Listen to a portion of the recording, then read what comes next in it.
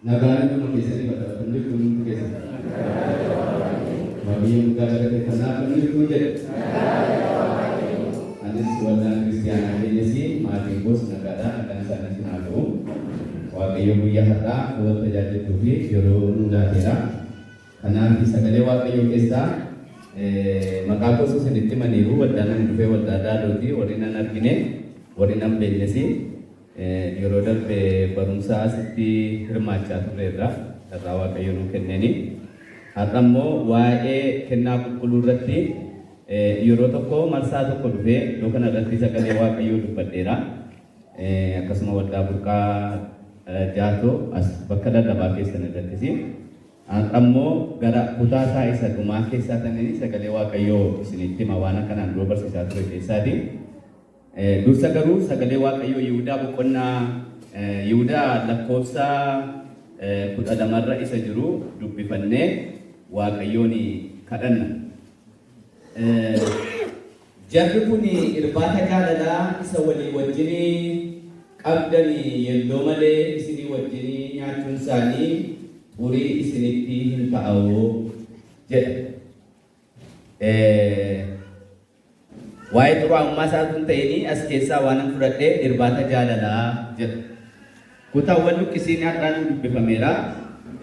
Isarratti ananii dubbadha miti. Dhimmuma hojii keenyaa dhimma har'aa irratti hirmaatu waa'ee kennaa qulqulluu irratti dubbadha. Irbaata jaalalaa jedha iddoo kana. Irbaata jaalalaa. Har'a irbaata jaalalaa nyaanna. Ameen jedha. Waldaan kiristaanaa irbaata jaalalaa yeroo hundumaa amantoota ishee kan nyaachiftu maaddii jaalalaa maaddii Kiristoos Yesuus jaalala isaatiin fannootti ol ba'ee nuu laate maaddii jaalalaati. Jaalala qabdu yoo taatan Kiristoosii wajjin jaalala qabdu yoo taatan walii keessanii wajjin jaalala qabdu yoo taatanii dhokkaa malee maaddii kanarraa nyaattu jechuudha. Maaddiin kun maaddii jaalalaati dha meeqa ol kaasaati? Kan jaalala waaqayyo wajjin qabu, kan jaalala namaa wajjin qabu, walii wajjin nyaata. Warri gumaa, warri jibba qaban, mana walii dhaqanii nyaatu. Nama warra isin jibbuu dhaqanii warri nyaatan jirtu. Maada isin balbala isaa yoo dhaabata jettanii, maada isin balbala isaa darbaa jettanii, innumaa na waamaa jettanii. Egaa maaddiin kun maaddii jaalalaati. Waaqayyoon kadhanname. Inni nuyi itti dhiyaachaa jirru kun maaddii jaalalaati.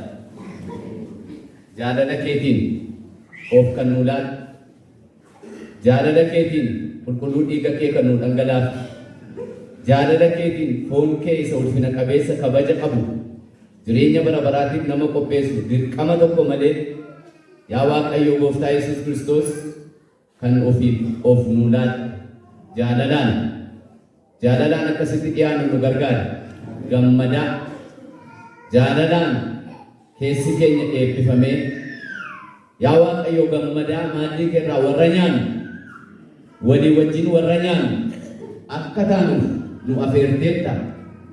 Yaa Waaqayyo garaan keenya haa hiikamu, sammuu keenya haa hiikamu, aadaa micicaa gongumaa yaa Waaqayyo warri karaa adeeman warri mannaa sana nyaatan karaa tafanii warra maaddii jaalalaa kanarraa yaa Waaqayyo hirmannu jaalalaan tokkummaadhaan gammachuudhaan karaa keenya karaa amantii yaa Waaqayyo nyaannee humna godhachaa akka deemnu ati nu gargaara.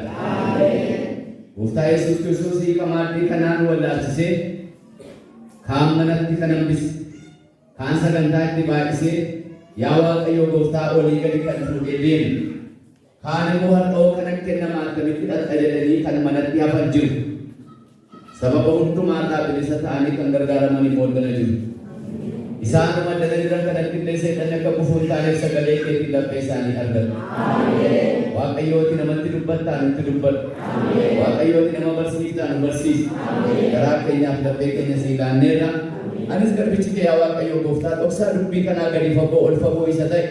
Yaa Waaqayyo bira ga'uu kan hin dandeenyaaf hundi kee kan nu hubachiise amma dubbadhu na gargaare. Humni seexanaa qilleensaaf lafarraa haa rukutamu. Jalqabaa amma dhumaatti nu wajjin ta'e. Maqaa Yesuus qulqulluu nama keetii jettee ameen. Egaa akkuma beekamu Waaqayyo karaa macaafa qulqulluu kanaan dubbata. Beektonni yeroo dubbatanii yeroo macaafni qulqulluun lafa kanarraa banamu Waaqayyo immoo waaqarraa afaan saaqataa. Macaafni qulqulluun kan Waaqayyo sagalee isaa keessa kaa'edha. Afaan Waaqayyooti kan ba'e macaafni qulqulluun sagalee Waaqayyoo baata. Yeroo lafa kanarraa macaafni qulqulluun banamu isa dubbatu kanatti immoo Waaqayyo waaqarraa afaan saaqateetu dubbata saba isaatti. Namoonni nageenya inni gurra qabu gurra nu uumeera, gurra keessanii Waaqayyo haa banu. Inni ija qabu ija nu uumeera, nu argaa nu ilaala, gaafa nuyi kadhannu immoo inni nu dhaga'a. Akka mata dureetti sagalee Waaqayyo keessaa har'a kan ilaallu waanuma isin kanaan dura beektan walii yaadachiifnee toora galchinee walii wajjiniin ilaalla. Sagalee Waaqayyo keessaati. Hubannee yaada itti ilaannee jennuu itti ilaannee ilaallaa jechuudha. Foonii fi dhiiga gooftaa fudhachuun keenyaanii maal argannaa kan jedhu irratti dubbadhu. Foonii fi dhiiga gooftaa fudhachuu keenyaanii maal argannu? Maalli nuyi argannu? Faayidaan nuyi argannu maalidha? Foonii fi dhiiga gooftaa yookiis maaddii jaalalaa kanatti maaddii kanatti dhiyaachuu keenyaanii nuyi amantoonni kiristiyaanonni maal arganna? Maalli nuyi argannu? Faayidaan nuyi argannu maalidha? Maal argattu nuun jedhe gooftaani? Macaafni qulqulluun maal argattu nuun jedhe? Kana gadi fageenyaan gabaabsee qabxii shanan tokko irratti dubbadhaa na dhaggeeffadhaa. Wangeela Maatiyos boqonnaa 26 lakkoofsa 26 amma 28 irratti akkas jedha. Wangeela Maatiyos boqonnaa 26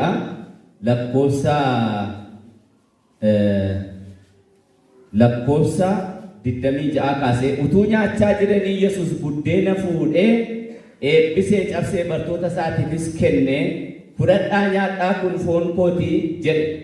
Xoofoos fudhatee Waaqayyoon galateeffachaa isaaniif kenne. Hundumti keessan kanatti dhugaa kun dhiiga kootii. Dhiigni kuni kakuu dhaabate sana cimsuudhaaf dhiifamuu cubbuu namoota baay'eedhaaf dhangala'aa. Ameen. Kutaa kana keessatti waa lama gurguddaa argina. Inni tokkoffaan fudhadhaa nyaadhaa kun dhandha kootii kan jedhu argina. Gooftaan keenya Yesuus Kiristoos halkanitti qabame kamisa galgalaa maaddii isa dhumaa ergamoota isaa wajjiniin galgala gaafa nyaate midhaanuma qophaa'ee jiru keessaati buddeena sana cabsee fudhadhaa nyaadhaa kuni dhandha kootii jedhe. Kan cabe buddeena kan inni afaan isaatiin dubbatu immoo foon isaati. Fudhadhaa nyaadhaa kuni dhandha kootii kan jedhu argina. Inni lammaffaan immoo xoofoos fudhatee waan dhugamu wayinii qophaa'ee dhugaatiidhaaf isaanii qophaa'ee achi jiru nyaata irratti isaanii qophaa'ee sana fudhatee immoo xoofoos fudhatee hundumti keessanii kanatti dhugaa kun dhiiga kootii. Dhiigni kuni dhiifamuu cubbuu namoota baay'eedhaaf dhangala'aa jedhe.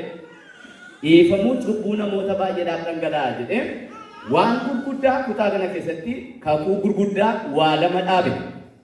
Irbaata qulqulluu kan dhaabe gooftaa keenya Yesuus Kiristoos. Dhiifama cubbuudhaa fi seera kan dhaabe gooftaa keenya Yesuus Kiristoos. Innis immoo du'a isaa fuula dura halkanitti qabame sanatti dhaaba. Dhaabbiin irbaata qulqulluu waldaan kiristiyaanaa har'a gaggeessitu sagalee isaarraa asii achi utuu hin jallisin kan isheen raawwattu isa gooftaan keenya Yesuus Kiristoos dhaabe. Galanni isaa baqatu. Ibroota boqonnaa 9 lakkoofsa 22 irraatii akka jedhu Ibroota boqonnaa 9 lakkoofsa 22 irraa sagalachuu marraa kan jiru isinii dubbisa. Adanii dubbifachuu dandeessu yeroo koo eeggachuuf jecha Ibroota boqonnaa 9 lakkoofsa 22 irraa inni utuu hin dhangalaafamiin dhiifamuun cubbuu hin jiru jedha. Inni utuu maaliin ta'in utuu dhiigni hin dhangalaafamiin dhiifamuun cubbuu hin jiru.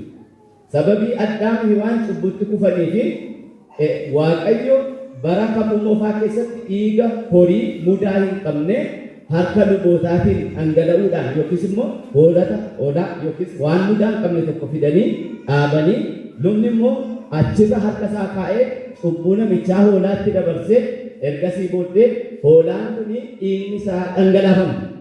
Hoolaan mudaan kun dhiigni isaa dhangalaafamee lubni iddoo aarsaatti geessee dhiiga sana irra dhangalaasee namichatti facaasaa foonsaa hin nyaatamu hin gubata malee hin nyaatamu maaliif lubbuu isaa laatee dhugoodhaan namicha kana waaqatti araarse waan ta'eef dhiigni sunis hin nyaatamu foon isaas hin nyaatamu dhiigni sanaan namicha bilisa ba'a waaqayyo dhiiga sanaan namatti araarama utuu dhiigni dhangalaafamee bara tokko moofaa keessatti namni kamiyyuu fuula waaqayyo duratti araarama argatu lubni mana qulqullummaatti ol galee dhiiga hoolaa guddaa hin qabne kanaan waaqatti nama araarsu iyyuu ofii isaatii cubbuu isaa fi yakka maatii isaatii fi duraan dursa hoolaa guddaa hin qabne dhiiga dhangalaasee cubbuu isaatii akka araara buufate godhee sabaafis araara buusa ture hoolaa guddaa hin qabne garuu gooftaa Yesuus Kiristoos nama hundumaafiti dhiiga isaa qulqulluu dhangalaase. Kutaa kana keessatti wanti nuyi arginu dhiifamuu maal arganna fooniin dhiiga gooftaa keenya Yesuus Kiristoos fudhachuudhaan maal arganna isa jedhuufi dhiifama cubbuu arganna. Wanti guddaan waan guddaan tokko akkuma bara kakuu keessatti namoonni turanii dhangala'uun dhiiga horii guddaa hin qabneetiin dhiifama cubbuu argatanii amantoonni kakuu moofaa immoo dhiiga ilma Waaqayyo Yesuus Kiristoosiin dhiifama cubbuu argatu. Ansaaniitu irra gadi jabeessa moo kan keenyatu irra gadi jabeessa? Isaan dhiiga horiitiin dhiifama cubbuu argatanii noo dhiiga qulqulluu ilma Waaqayyo Yesuus Kiristoosiin dhiifama cubbuu argatan.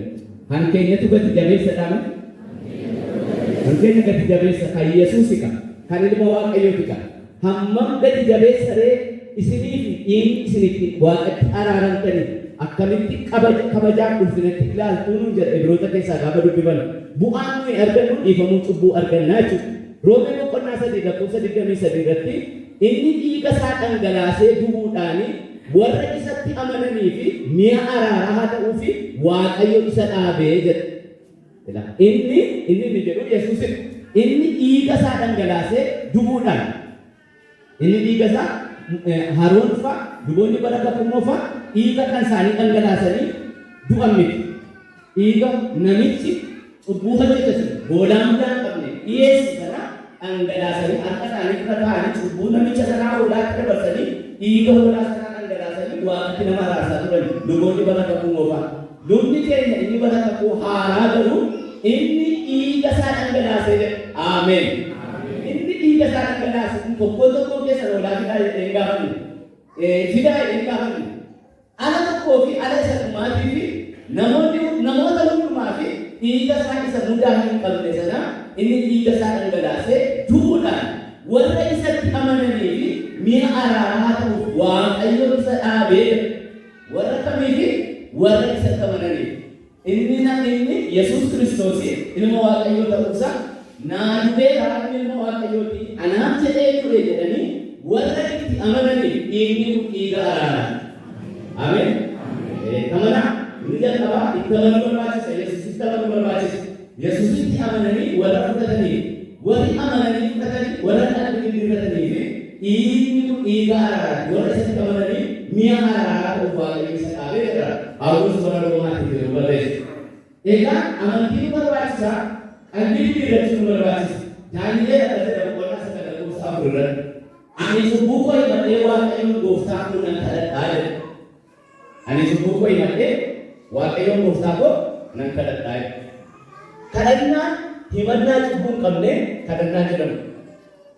Kadhannaan himannaa cubbuu hin qabne.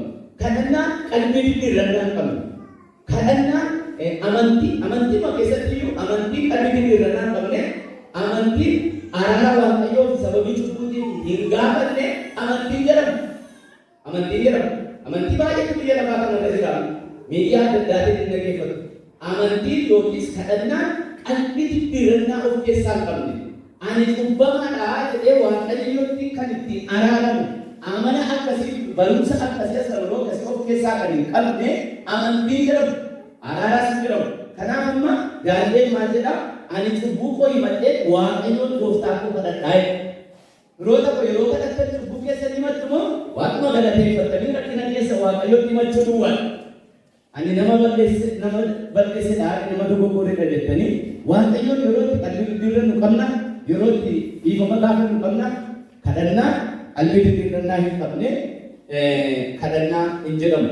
Ergaa Yohaannis duraa boqonnaa 9 lakkoofsa 10 irraati cubbuu keenyaa ergaa Yohaannis isa duraa boqonnaa 1 lakkoofsa 9 hanga 10tti cubbuu keenya yoo isatti amanne yoo isatti himanne inni amanamaaf qajeelaa waan ta'eef cubbuu keenya nuuf hin dhiisaa jallina keenya hundumaattis nu qulleessaa jedha. Kana dhageessanii beektu luqqisii kana dhaga'ee beeka walitti tan harkul kaasaa edhaa dhaggeeffadhaa. Cubbuu keenya yoo isatti himanne inni amanamaaf qajeelaa waan ta'eef cubbuu keenya nuuf hin dhiisaa jallina keenya hundumaattis nu qulleessaa jedha.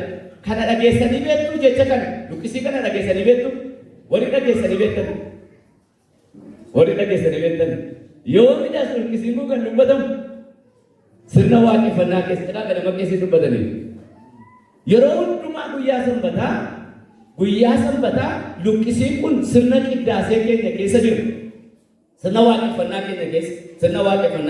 keenya keessa kanaaf cubbuu keenya yoo isatti himanneedha gooftaan kun waaqa cubbuu nuu dhiisu Yesuus Kiristoos waaqa cubbuu nuu dhiisu cubbuu keenya nuu dhiisuudhaaf jedhee dhiiga isaa akka nuu dhangalaase kan amannu cubbuu keenya isatti himannu dokteeritti himatu miti dhukkuba moo mandararra deemanii himatu nama yoo kisii ta'e dhaqanii poolisiitti himatu firdi beetitti himatu dhukkubsataan immoo dhaqee eenyutti himata dokteeritti dhaqee himata malee akkuma argetti odeessaa deema miti yoo odeessas an maalan godhaafi maal sanatti odeessa maakaraa na dhaaba jedhee sirraa dhaggeeffate waa'ee kee odeessaa deema an poolisiidhaayi an daanyaadhaayi maal godhinaan jedha maal godhinaan jettee ofumaa odeessita malee ofumaa of lafafte malee ofumaa iccitii kee baafte malee waan sii godhan tokko yoo qaban garuu yoo yakkatti irratti dalagame ta'e abbaa seeraatti himate atanis yoo lubbatti illee himatte amma tokko si kadhachuu danda'a si gargaaruu danda'a yoommoo poolisiitti himatte si gargaaruu danda'a yaada si laachuu danda'a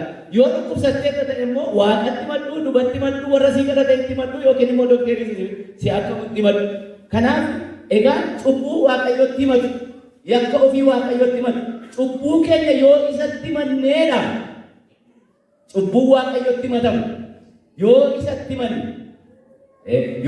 himanne namoota waldaa dhufan hundumaa fi waaqayyo cubbuu dhiisa miti namoota waldaa dhufan hundumaa namoota amantii qaban hundumaa namoota waldaa dhufan hundumaa namoota gama dhaqan namoota gararraa dhaqan namoota gajjarraa dhaqan guyyaa tokko iyyuu kadhannaa malee warra hin oolle guyyaa tokko iyyuu sagalee waaqayyootu hin dubbifatin warra gadi ba'anii oli hin galle hundaaf waaqayyo cubbuu isaanii dhiisa miti waaqayyo warra amantii qaban warra mana waaqeffannaa dhaqan keessumaa immoo kadhannaa isaanii keessatti cubbuu isaanii warra himataniif cubbuu isaanii himatan kadhannaa keenya keessaa himannaan cubbuu hin jiru taanaan dhiifamni cubbuu hin jiru yeeddu siraachu kadhannaa keenya keessa himannaan cubbuu hin jiru taanaan dhiifamni cubbuu hin jiru macaafata akka jedha keessaa kunneen galu cubbuu keenya yoo isatti himanne inni amanamaaf qajeelaa waan ta'eef cubbuu keenya nuuf dhiisaa jedha kanaaf amantoota cubbuu keessan himadhaa waaqayyotti jedhan luboonni dhaabanne yommuu isin cubbuu keessa waaqayyotti himattan immoo waaqayyo akka sagalee isaa kanatti isin warra cubbuu keessan isatti himattaniif yakka keessan akka isiniif dhiisee isiniif mirkaneessinaa jedhu aameen ammayyuu kun dhugaadha waaqayyo cubbuu isaanii warra isatti himataniif yakka isaanii dhiisa cubbuu isaaniitti hin lakkaa'u egaa warra waldaa dhaqan hundumaa miti warra amanan hundumaa miti warra cubbuu isaanii himataniif cubbuu keessan himattanii yeroo hundumaa waaqayyoon kadhachuudhaaf warra qophooftaniif harki waaqayyoo bal'aadha harki araara isaa isin irra diriiree jira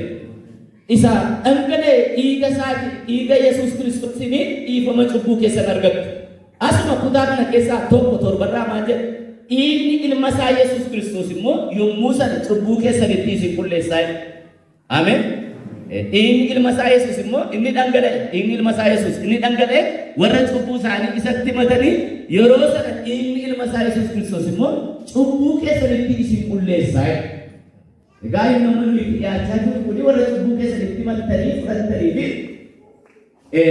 qullaa'ummaadhaaf isin gargaaraa jechuudha egaa jira keenya amantiin keenya akka waldaa warra luuteraawiyaanii waldaa makaana Yesuusii yookiin warra luuteraawiyaaniitti amantiin keenya kan inni galma ba'ee yookiin immoo akka pirinsipii amantii keenyaatti kan inni irra dhaabbatu olii dhiiga gooftaa Yesuus fudhachuu keenyan.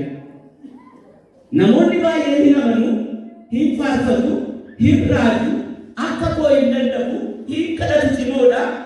Garuu irbaata qulqulluu irratti badaamit dhufanii dhiyaatan. Egaa amma amanneerra taanaan qalbii diddiirranneerra taanaan amanneerra taanaan gooftaan irratti amannee qalbii keenya diddiirrachuu keenyas immoo kan nuti mirkaneessinu dhufnee maatii kanarraa nyaachuu keenyatti. Namni anana egaa akka an qoradhetti akka ilaaletti namni dhufee maatii kanarraa hin nyaanne qalbii diddiirrannee jira. Qalbii diddiirranne yeroo qalbii diddiirratu hin arganne yeroo qalbii diddiirratu hin arganne yeroo kadhatu hin arganne qalbii diddiirranne. Hin kadhanne jechuudha namichi kadhanne wangeela sin dubbifanne dhageenya jechuudha.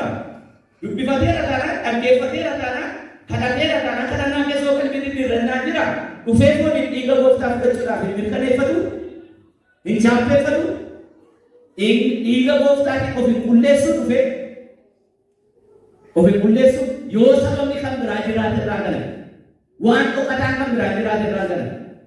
Kanaaf kan inni dhufu kana inni akka macaafa qulqulluu keenya kana keessatti dubbifatutti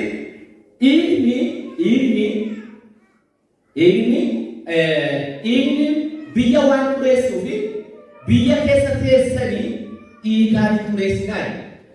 Inni biyya si xureessu, inni Yesuus immoo saba qulqulleessu. Inni biyya xureessu dhiiga garmalee namoonni dhangalaa'an kan sagalee waaqayyoo keessaa seera lakkoofsaa boqonnaa 33 lakkoofsa 33. Seera lakkoofsaa boqonnaa 33 lakkoofsa 33 maal jedhu jedha inni biyya waan xureessuu fi biyya keessa teessanii dhiigaan hin xureessinaa. Waan biyyi nu jalatti xuraa'ee jiru fakkaatu achirraan isin dubbiseen sagalee kana. Inni biyya waan xureessuu fi biyya keessa teessan biyya keessa akkasin jiraataniif ani isinii kenne dhiigaan hin xureessinaa.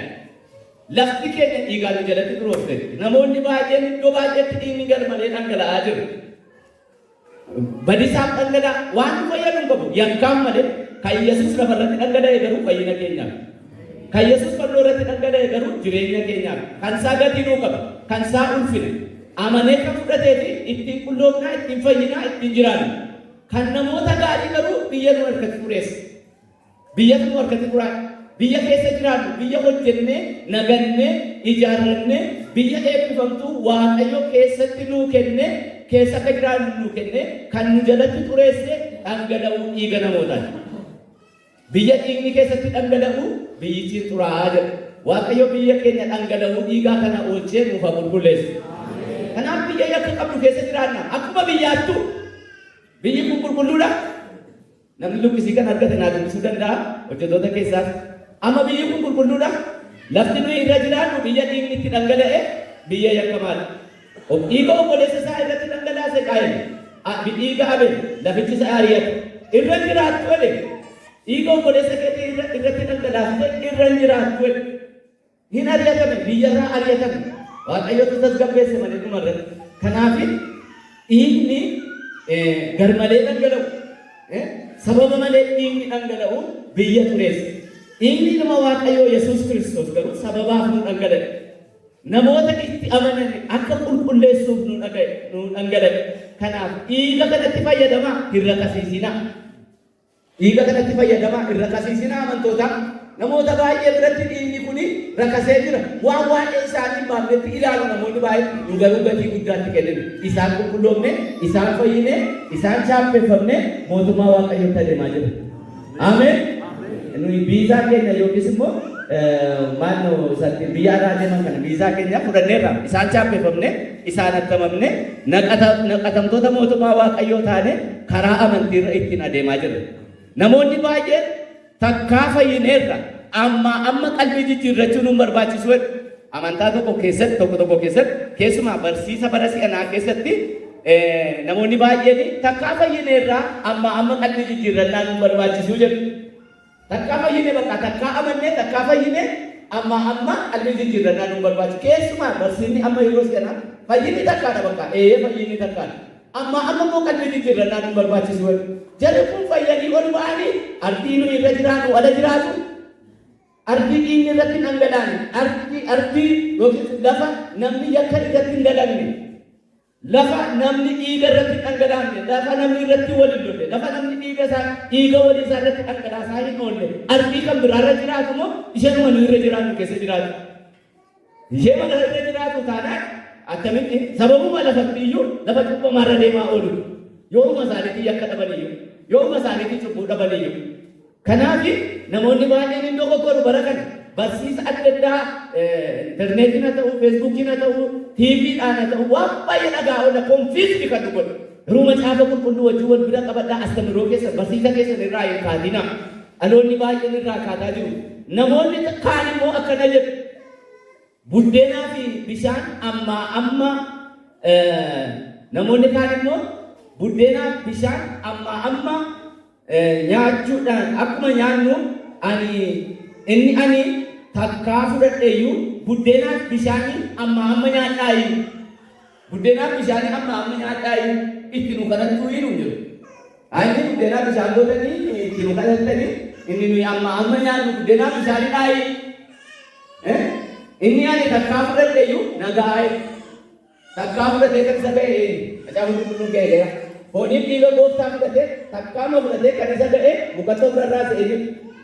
Hin dubbattanii amantootaan beektanii Yihuudaan takkaadhuma fudhatee sokkee takkaadhuma Yesuustu iyyuu kenneef duuba kennee miti takkaadhuma afaan kaa'atee isuma booddee bahee qajeelee gooftaa isaa gurguratee ifuu isaatiin immoo fannootti gurguru.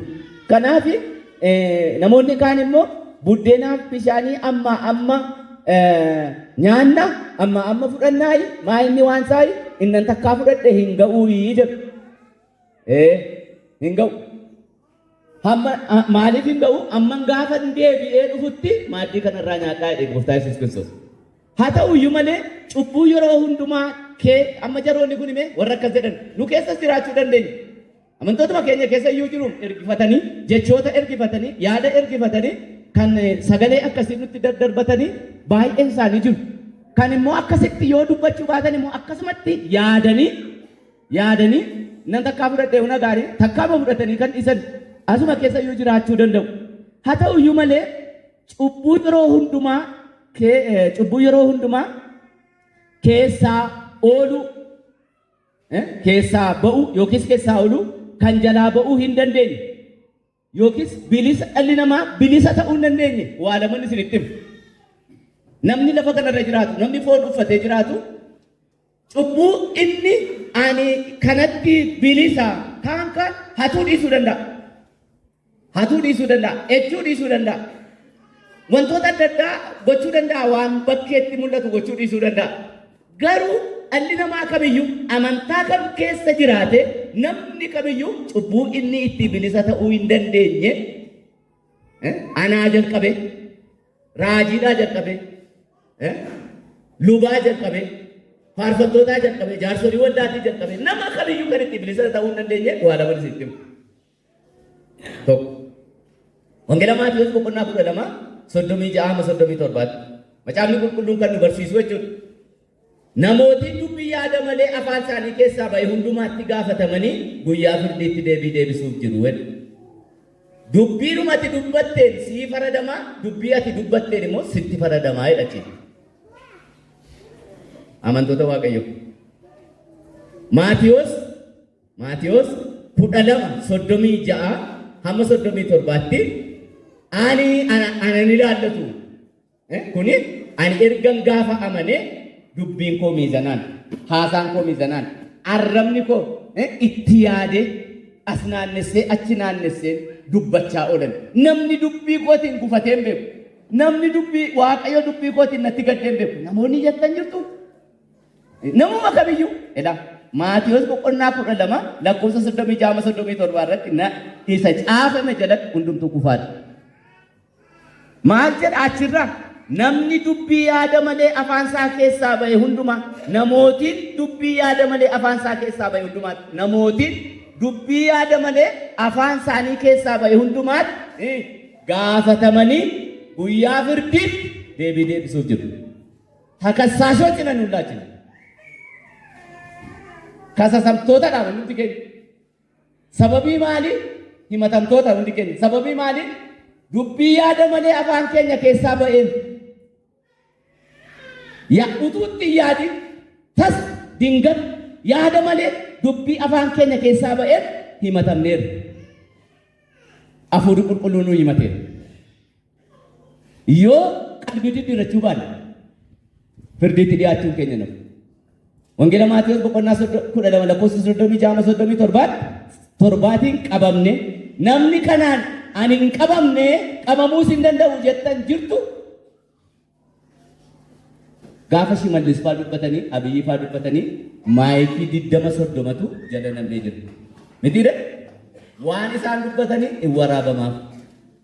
Mitiire namichi tokko gingishaa sadan gama sanaa beektu. Obbo Abaduu yeroo akkasii kana dubbatanii mee haqamoo dhaggeeffadhaa waan isaan dubbatanii nu gingishu hansi gingishu jira nuun immoo eenyutu nu waraabaa oolaa isaan baala silxaanota kana maayikii jala naqanii iddoo isaan deemanitti waraabanii booddubbii isaaniitiin isaan gingishu amantoota Waaqayyoo Maatiyyoos boqonnaa 12 immoo hunduma keenya nu gingisha gaaf tokko hafuurri Waaqayyoo nu waraabaa oolu. Lafa nuyi dubbanne waajjira keenyatti iddoo daldala keenyaatti mana amantaa kamitti ollaa keenyatti siree keenya irra ciifne buna utuu dhunnu karaa utuu deemnu waan nuyi yaada malee dubbataa oolle hafuurri qulqulluu waraabaa oolu. Ergamoonni Waaqayyoo nu wajjin jiru. Faarsaa Daawit boqonnaa 37 lakkoofsa 7 irratti Waaqayyoo warra qajeeltota isaati ergamoonni Waaqayyoo naannoo warra isa sodaatanii hin buufatu hamaarraa isaan oolchuun. Hamaarraa si oolchuu duwwaa utuu hin ta'in waan ati hojjettu hamaa keessa waraabaa oolu. Hamaan hojjetus waraabaa oolu hamaa nutti dhufurraa immoo nu oolchaa oolu. Sabaqqeedhaan nutti dhufu nurraa ittisa. Isa ofii keenya dalagaa oolu immoo waraabanii dhiyeessaa oolu. Kanaafiin yeroo hundumaa kan qalbii diddiirrannu ganamaaf galgala fuula Waaqayyoo irratti utuu hin beekin waan baay'een dubbadhe naafa tolu naafa darbu naafa qajeelu caaleen argama moo'een argama jedhee as dabee achi dabee namatti darbee siin gaddisiiseera. Yaa Waaqayyo jennee kan qalbii diddiirrannuuf kanaaf.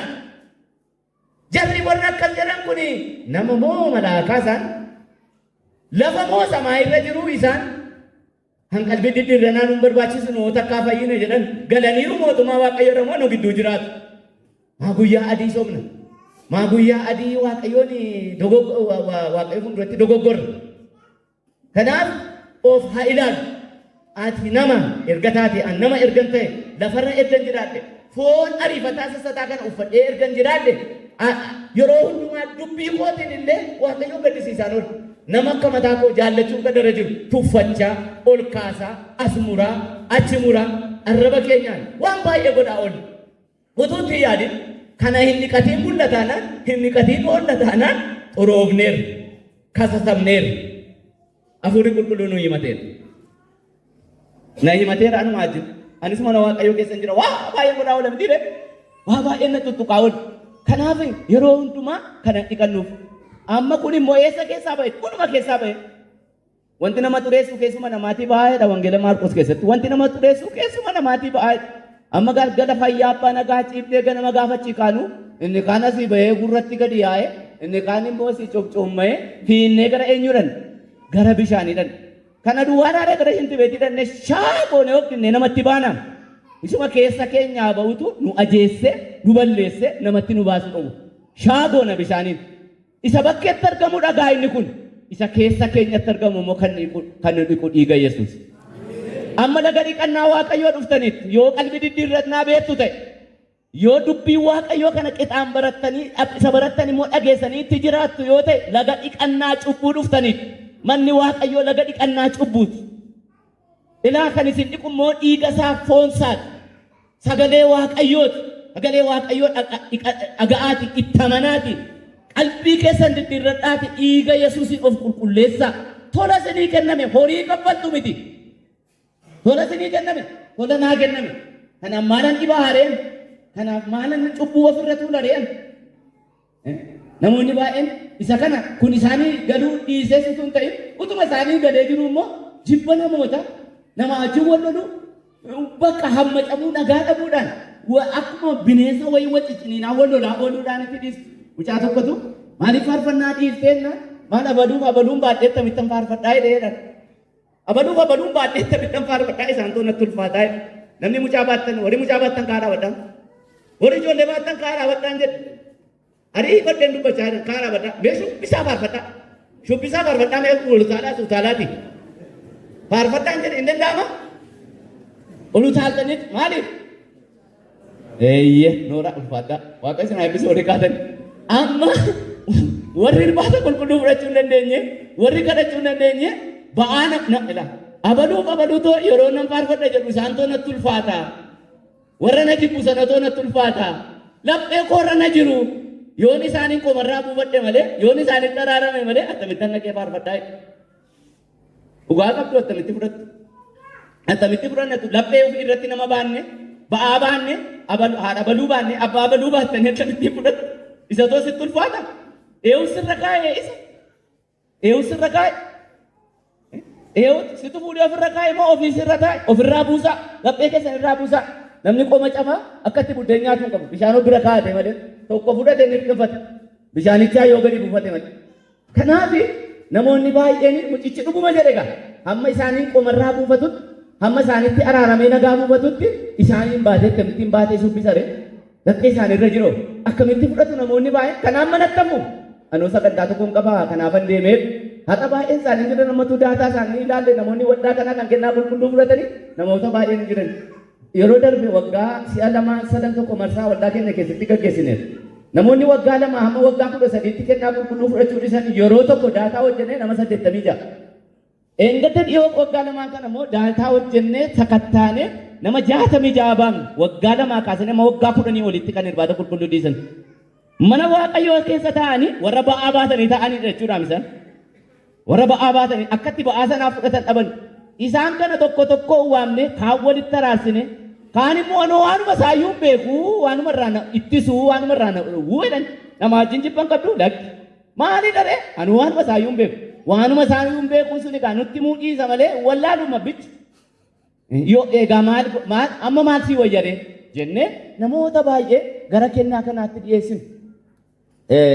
Egaan sagalee Waaqayyoo keessaatiin haa ta'uyyuu malee egaan cubbuu yeroo hundumaa keessaa ba'uu hin dandeenye isinitti meera. Inni lammaffaan cubbuu dhalli namaa yeroo hundumaa keessaa ba'uu hin dandeenye jalatti namni kamiyyuu kufee jiru inni lammaffaan ani jedhee Yaaqoob boqonnaa 4:17.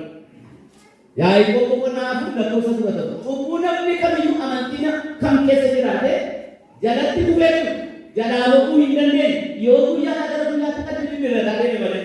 Inni duumaa jedha Yaaqoob immoo namni wanta gaarii hojjechuu beeku wanta gaarii sana yoo hojjechuu dhiise cubbuu itti ta'aa. Namni wanta gaarii hojjechuu beeku wanta gaarii sana yoo hojjechuu dhiise maalitti ta'a? Cubbuutti ta'a. Cubbuutti ta'a. Beektota warri baran beektota ga'eessota beekna walii gadi utuu beeknu waan nuyi utuu beeknu hin hojjenne jiru gib beekaa nuti liqisee beekaa sirri beekaa nuu ofitti nu baafana nu gabaatu maaliif nu barbaachisa nuufi beekaa waliidha akkasa godhu bakka garaa isheen gubu sanan godhu kanan godhu beekaa bakka beekaa beektota beekaa waan balleessin cubbuu baanneen gaafas cubbuu goone cubbuun akka bokkaa samaayee nutti roobame cubbuun akka owwaalaa lafaa nutti kaa'ame cubbuun keessuma keenya onumatu hojjetaa ofirra hundaa'uun Yaaqoob jedhaa eeguwaa ergaa Yaaqoob boqonnaa 4:17 namooti wanta gaarii hojjechuu beekan namoonni wanta gaarii hojjechuu beekan wanta gaarii sana yoo hojjechuu dhiisan cubbuutti ta'a. Utuma beektanii kudhan keessaa tokko kenniyaa kennituu jedhu sagalee Waaqayyoo. Namoota wajjin jibban qabaatanii diin loonee yoo walqumattan immoo waliin dhiisaa utuu jennu achi galagallee beekaadhuma garaa jabaallee inni nuyi hojjennu cubbuu hojjenne beekaa. Ilaa beekaa jechuun umuriidhaanis barumsaanis nama bishaataa jechuudha. Phaawulos akka jedhu yeroo mucaa ta'e akka mucaatti dubbadhaa akka mucaatti yaadaa yeroo mucaa ta'e akka mucaatti yaadaa akka mucaatti dubbadhaa erga nama gaa ta'e mucummaa keessaa bahiraa erga nama gaa ta'e mucummaa keessaa bahiraa mucummaa keessaa bahee kan jedhu namni ga'aanii mucummaa keessaa bahee waggaa 8 olii waggaa 10 olii ijoolleen tokko fuudhee qodaa yoo jabse qodaan tokko nama marrabse arrabatti nama marrabsu qabu Kamu baasera. Tokko yoo sabee arabani ittiin soomuu qabu. Tokko yoo akkan ittiin haatu qaban. Dhiisinaan jedhee lafa maal beekaan godhaa? Mee amma gaafii amma namni yeroo baay'ee namoonni yeroo baay'ee namoota gurguddaa balleessu.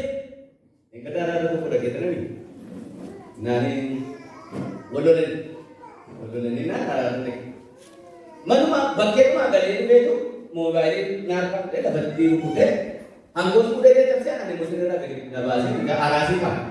Na ture maal rakkatee maal gosi jedhee yeroo kana siin jedhu ennaa ati manaa kee tachii baatti ati immoo koongoo baattanaan jedhanii ijoolleen wedhu. Ati manaa kee tachii baatti ati immoo koongoo baattanaan jedhanii eessatti akkasiin jedhan mana dhugaatii jedhan. Dhugaatii obaasanii ulee naana manaa reebus mana isaa reebus duukaa erganii.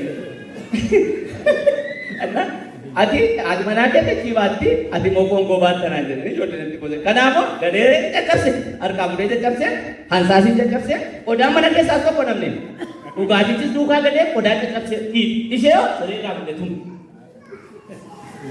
Ati mucaa daa'imni jedhee mee ati eenyu jedhee kan immoo dhuguma gootee nan dhuguun godhee waan hojjetee immoo dhuguma hojjetee ati eenyu jedhee ati eenyu jedhu amma beekaama kana gootee maal jenna deema kan amma nuu ofitti dhugaa baana nuu ofitti masakkarraa kanaaf amma mee adaraa waaqayyo waan nuyi beekaa hojjennu waan baay'eedha waan nuyi amma cubbuu kana dalaame dhala namaa kan ta'e kan ba'u jira amantaa kam keessa kan jiraatu Maatiyoos boqonnaa 12 Yaaqoob boqonnaa 4 jalaa kan ba'u jira kanaaf qalbiin dhirran nagaa kan nuu gadi kan dhuguma sirriitti amannu barsiisa sirrii kan fudhannu yeroo hundumaan kan guyyaa jilbeeffannee utuu kadhannee kun dhiqamee nurraa ba'aadhaan yoodhuma gooftaan nu gargaare malee. Kanaaf sagalee kana keessatti akkas nuun jedha wanta gaarii sana yoo hojjechuu dhiise cubbuu itti ta'a. Mee amma ani cubbuu kana lamaanitti bilisa namoonni jetta jirtu yaada malee lubbuu dhibbachuuttis utuu beekanii waa balleessuuttis ani bilisa guyyaa tokkoyyuu aaree xiiqiif illikiin qabamee waa balleessee beeku. Namni jetta jirtu nama ta'ee kana bara jiraatu illikiin qabame aariin qabame xiiqiin qabame. Ani irra gaafa amaneetiif beekaa waa balleessee beeku. Yaada malee si dubbii tokko yoo dubbadhee gotti yaadee dubbachaa oola namni jettan jirtu maatu gurguru. Kanaaf qalbii jijjiirranna. Kanaaf gara waaqayyootti dhiyaanna. Inni lammaffaanii macaafa fakkeenyaa lammaffatti tun darbii macaafa fakkeenyaa boqonnaa 10:18 irraa namni jibba isaa dhoksatu sobaadhaa. Jibba isaa namni dhoksatudha. Amma namoonni baay'ee of dhoksu. Akka namaatti jibba qabanis hin himatan ofii. Beekanii immoo dhaqanii namichaa wajjin hin araaraman. Namichaa wajjin akka qajeelfama sagalee waaqayyootti namni tokko yoo waa si komate dhaqiitii araarami gaafatu qobaatti gaafatu. Yoo inni si dire immoo nama 2 3 fudhadhu dhaqee sadaffaatti immoo waldaa kiristaanaatti himee namatti si himatu ofii si dhaqu nama fudhatee dhaqu yookiin waldaatti himu ofii isaa immoo dhokfatee ta'a. Gaaf tokko bakkeetti baa'uutti dhokatee taa'u kun waaqayyo fuulduratti. Ermiyaas boqonnaa 2:22 irraa egaa cubbuun kuni daaraadhaaf saamunaa baay'eedhaan yoo dhiqatteeyyuu sirraan ba'uudha. Cubbuun daaraadhaaf saamunaa baay'eedhaan yoo dhiqatteeyyuu sirraan ba'uudha. Ermiyaas boqonnaa 2:22 irraa daaraadhaaf saamunaa baay'eedhaan yoo dhiqatteeyyuu cubbuun keessan isinirraan ba'uudha. So maaltu baasaree? Dhiiga ilma waaqayyoo Yesuus Kiristoos. Isa dhiifama cubbuuf nu dhangala'e kottaa isaa dhiqadhaa. Isa malee furmaan hin jiru. Isa malee hiikamuun hin jiru. Isatu nurraa baasa. Inni lammaffaanii faayidaan nuyi argannu jireenya bara baraa argannu. Jireenya bara baraa. Kana fixeera tokkoffaa jireenya bara baraa argannu. Yohaannis boqonnaa 6:47 irraa namni amanu jireenya bara baraa qabaa. Namni amanu maal qabaa? Jedhamee na duukaa namni amanu jireenya bara baraa qabaadha. Amantii kan qabdan jireenya bara baraa qabdu. Jireenya bara baraa qabaachuudhaaf amantiin barbaachisaadha. Amantii Yesuus Kiristoos. Amantii Mikaa'elii Garbeelii Joorgisii Aaboo miti caafamee jiru. Amantii Yesuus Kiristoos kan qabattanii kan qabdanii macaafatu isin deeggara isin jireenya bara baraa qabdu. Jireenya bara baraa walitti baatanii shakkii qabu.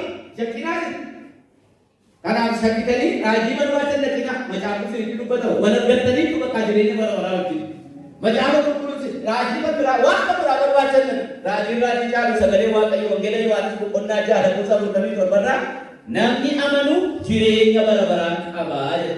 Jireenya bara baraa qabaachuudhaaf as keessatti amantiin barbaachisaadha.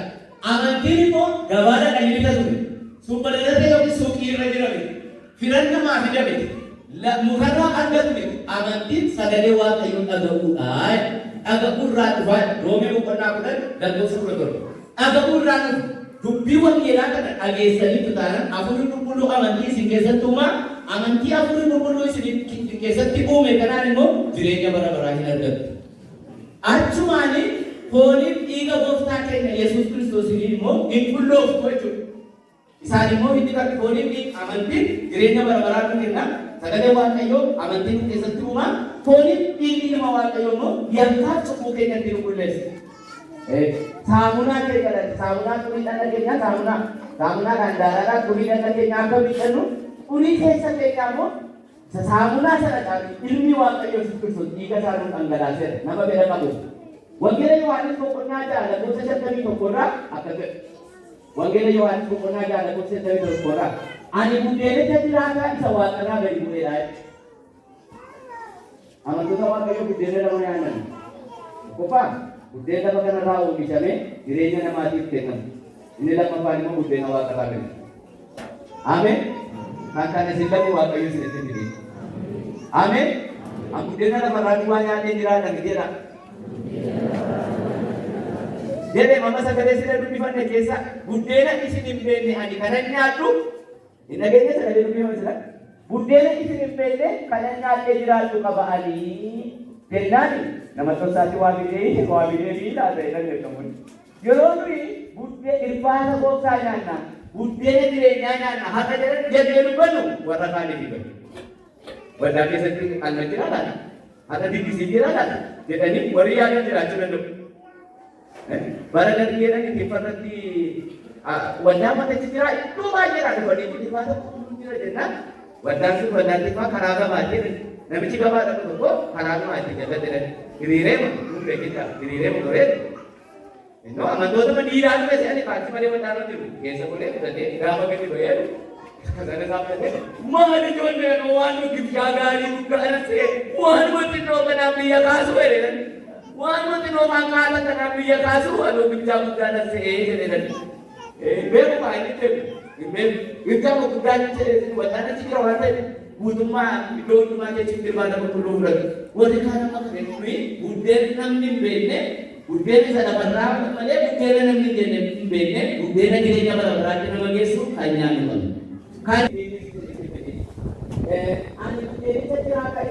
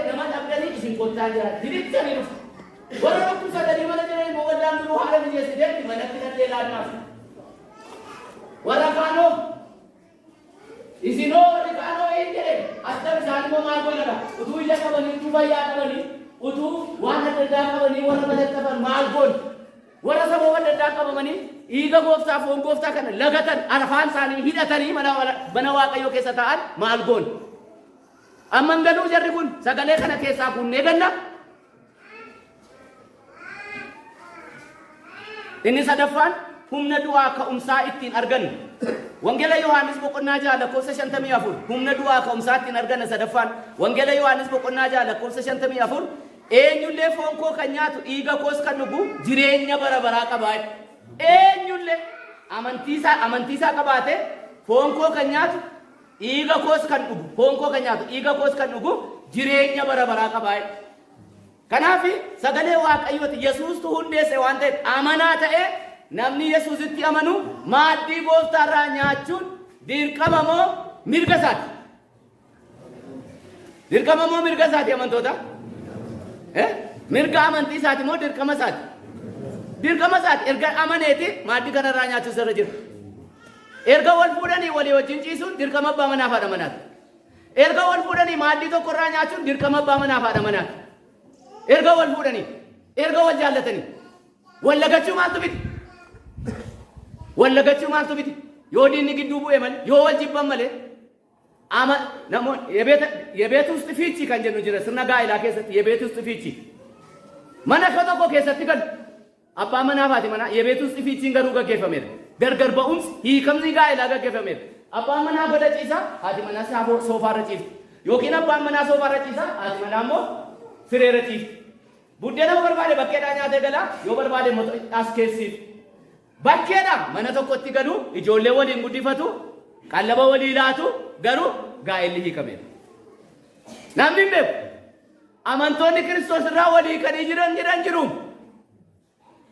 Hin faarfatu, hin lallabu, ijoollee isaanii cimsifatu, yoo du'aa foonii hin owwaadamu garuu maaddii Kiristoos lagatanii hiikamsa godhanii waldaa kiristaanaa keessa kan ta'an jiru. Hirbaata gooftaa foon gooftaa jireenyatti isaan gashu lagatanii hiikumsa Yesuusii wajjin hiikumsa gaggeessanii of dhoksanii waldaa keessa warri jiran jiru. Hiikumsa gaggeessanii warra akkasii mataan rukkubsan maatii keessatti warra akkasii namoota meeqan qabamu kana wajjin rakkachaa jiru. Mana tokkotti galu biyyi maal mana tokkotti galu hoo'e maali walii wajjin galu hoo'e wajjin jiraatu hoo maali garuu jireenyi hin jiru. Maaddii tokkorraa nyaatanii walii wajjin hin ciisanii wal didaniiru. Amantoonni baay'een irraa hin faarfatu, hin lallabu, iddoo mandaraan naqu, lafti amantaa isaanii nafu garuu maaddii Kiristoos irra hin jiran. Kiristoosii wajjin hiikumsa gaggeessaniiru. Amantoonni akkasii gara Kiristoositti deebi'aa. Amantoonni akkasii yoo jiraatan sakattaanee geggeessitoonni gara amantiitti deebisuu akka dandeenyu Waaqayyo nu haa gargaaru. Jaroota akkasii Waaqayyotti haa araarsinu, iccitii isaanii dhoksaa isaanii bira haa geenyu. Eenyullee foon koo kan nyaatu dhiiga koos kan dhugu jireenya bara baraa qaba. Kanniisoo isinuntuu deebisaa amantoota. Kanniisoo jedheen. Kanniisoo jireenya bara baraatiif abdii maalii qabare? Anniisa jireenya bara baraatiin maal qaba? Anniisa jireenya bara baraatiin maal qaba? Anis guyyaa isa dhumaatti du'aa isa nan kaasaa jedha jirra. Kanniise waa'ee du'aa ka'umsaatiif abdii maalii qaba ree? Anis guyyaa isa dhumaatti du'aa isa nan kaasaa. Fooniin dhiigni gooftaa keenya humna du'aa ka'umsaatti hin argannu. Nutu owwaala dhiigee kaa'ameti. Humna isatti fudhate kan har'a duwwaadhaan miti utuu hin ta'in yoo duune iyyuu du'a keessaa owwaala dhiigee kan nu kaasu galaan keenya fooniif dhiiga gooftaa Yesuus. Galaan koo fooniif dhiiga gooftaa Yesuus jedhame. Kanaaf miseensota waldaa kiristaanaatti kan ol gashinee gaafa du'a isaanii ija jabinaan kan lallabnuuf humna du'aa ka'umsaa fudhateera arfiin du'aa isa hin danda'u wenna. Ameen. Humni si'ool isa hin danda'u wenna. Inni fudhatee dhagaa dhiigee owwaala dhiigee isa kaasaa jenna. Ameen. Waaqayyootu immoo akkas jedhe. Kanaaf iyyuu warra du'aniif ija jabaannee kan lallabnuuf kanaaf warri dhiisan egaa abdii du'aa ka'umsaatiif waa'ee du'aa ka'umsaatiif abdii maalii qabu ree? Abdii maalii qabu? Arfaffaani Kiristoos keessatti tokkummaa keenya cimsan. Faayidaan nuyi argannu inni arfaffaan Kiristoos keessatti tokkummaa keenya cimsan. Kana sirriitti na dhaggeeffadhaa. Wangeela Yohaannis boqonnaa 6 lakkoofsa 56.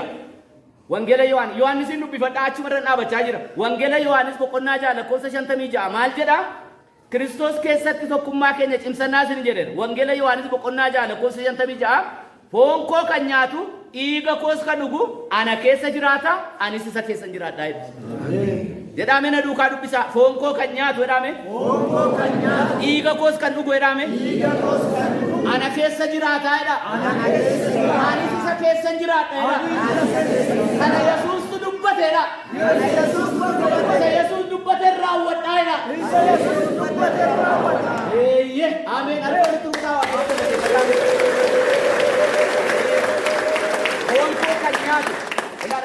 foon koo kan nyaatu dhiiga koos kan dhugu jedhe Yesuus. Foon koo kan nyaatu dhiiga koos kan dhugu ana keessa jiraata anis isa keessa jiraata. Relationship walitti dhufeenya tokkummaa.